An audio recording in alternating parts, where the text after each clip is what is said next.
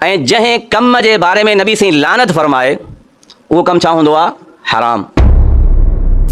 ऐं जेके कनि था असां उनखे मना नथा कयूं, भलजा कनि, पर इन शइ खे इस्लाम जो हुकुम न सम्झनि। असां इन्हनि सां मुखातब ई न आहियूं। असां गैर मुस्लिमनि खे चऊं था जेकॾहिं तव्हां इस्लाम में अचणु चाहियो था त मातम ॾिसी परेशान न थियो, इहो इस्लाम जो हिसो ई न आहे। छा इस्लाम में मातम करणु जाइज़ आहे?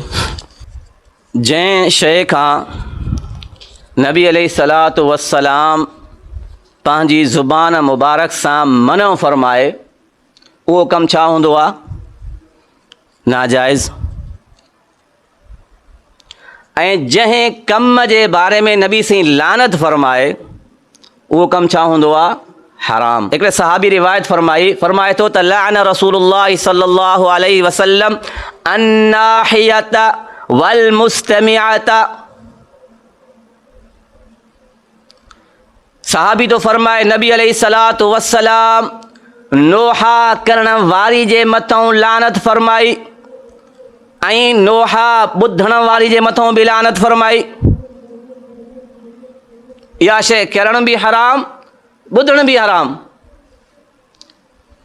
हिकिड़ो सहाबी तो फरमाए जॾहिं हुज़ूर अलैहिस्सलातु वस्सलाम जी वॾी न्याणी हज़रत ज़ैनब रज़ी अल्लाह ताला अन्हा जो इंतिकाल थियो, हज़रत ज़ैनब जो जॾहिं इंतिकाल थियो त हज़रत ज़ैनब जे इंतिकाल ते मायूं रड़ियूं करण लॻियूं, दाहूं करण लॻियूं त हज़रत उमर रज़ी अल्लाह ताला अन्हु जलीलुल क़दर सहाबी असां वांगुरु एहतिजाज त न कंदो हुयो।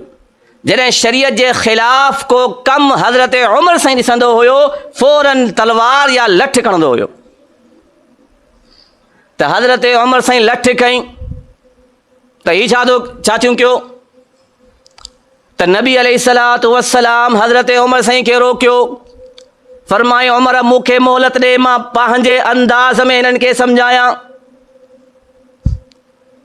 पोइ नबी सोणे पंहिंजी नुबूवत वारे अंदाज़ में सम्झायो, फरमायो ए ख़वातीन जी जमात, शैतान वांगुरु रड़ियूं न कयो, शैतान वांगुरु रड़ियूं न कयो। ऐं ॾुख जो इज़हार कीअं करिणो आहे इहो बि नबी साईं हदीस में सम्झायो। जंहिंजो को वारिस फ़ौत थी वञे त उहो ॾुख जो इज़हार कीअं करे, नबी साईं 4 शयूं सम्झायूं। पहिरीं शइ नबी साईं फरमायो जेकॾहिं ॾुख जे करे दिलि ग़मज़दा थिए थो त इहो अल्लाह जी तरफ़ों आहे। ॾुख जे करे दिलि ग़मज़दा थिए थो त अल्लाह जी तरफ़ों आहे। ॾुख जे करे जेकॾहिं अखियुनि मां ॻोढ़ा वहिनि था इहो अल्लाह जी तरफ़ों आहे। 2 शयूं जाइज़ आहिनि इहे, अखियुनि मां ॻोढ़ा अचणो, दिलि में ॾुख थियणो। नबी साईं फरमायो जेकॾहिं ॾुख जो इज़हार ज़ुबान सां कयो था त इहो शैतान जी तरफ़ों आहे। ज़ुबान सां कीअं इज़हार थींदो आहे ॾुख जो? नोहनि जी सूरत में, दाहनि जी सूरत में। नबी सोणे फरमायो इहो शैतान जी तरफ़ों आहे। चौथी शइ नबी साईं फरमायो जेकॾहिं ॾुख जो इज़हार हथनि सां थिए त इहो बि शैतान जी तरफ़ों आहे। हथ सां कीअं थींदो? जॾहिं माण्हू पंहिंजो गिरेबान फाड़ींदो, मथे ते मिटी विझंदो, पंहिंजे सीने खे कुटींदो, इहो हथनि सां ॾुख जो इज़हार आहे। नबी साईं फरमायो इहो शैतान जी तरफ़ों आहे। त इहा शइ इस्लाम जी न आहे। ऐं जेके कनि था असां उनखे मना नथा कयूं, भलजा कनि, पर इन शइ खे इस्लाम जो हुकुम न सम्झनि। असां इन्हनि सां मुखातब ई न आहियूं।